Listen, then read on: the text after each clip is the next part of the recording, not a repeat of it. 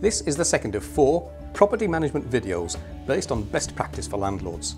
They're designed to help you get new tenants more quickly, get higher rents, and get a better yield or return on the properties you own.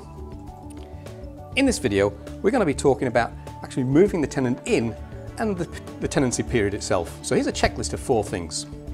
First, on the day you actually hand over the keys, make sure you're there to walk around the property, noting any defects or anything that might have changed since you did your original inventory checklist, and make sure you actually record them and get the new tenant to sign them off. Explain about the deposit only being returned when the keys are handed back to you and that you're happy with the condition of the property.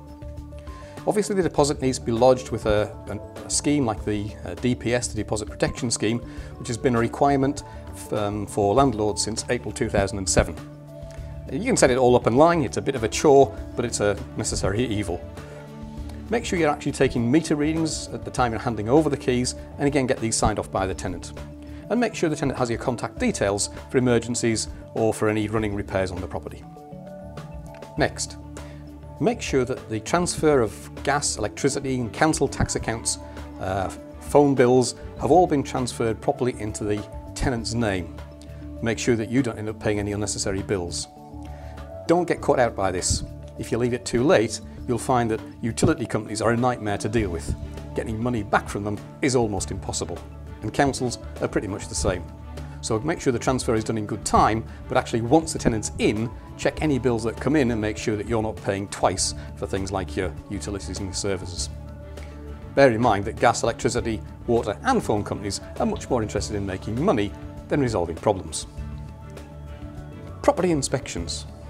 It pays to take the time to go and visit your property now and then to make sure that everything's okay. If you don't do this, minor problems can become expensive major ones in no time. So get them fixed quickly, don't leave it to the tenant or it'll never get done. Try to go and visit once a quarter at least in order to make sure everything's okay. If you notice while you're there that the tenant's been redecorating or moving furniture around, just remind them gently that everything has to be returned to its place or restored before they move out. Fourth, we recommend you keep in regular contact with the tenant. So between visits to the property, give them the odd call and just make sure everything's okay. Maintain a good relationship, but make sure you keep it professional. We see some landlords becoming a bit too friendly, and then they don't like chasing up unpaid rent or resolving disputes with neighbours, for example, all because they didn't want to hurt anybody's feelings. If you keep in touch with the tenant about their plans, you might find, for example, that even though their official notice period is maybe just a month, if you know 3 months ahead of time they plan to move on, you've got much more time to find a new tenant and avoid a hole in your cash flow. This property management video is based on the personal experience of Phil White as a successful landlord and as founder of News Car Lettings and Property Management. We hope you found it useful. For more top tips on property management, go now to www.newscar.co.uk.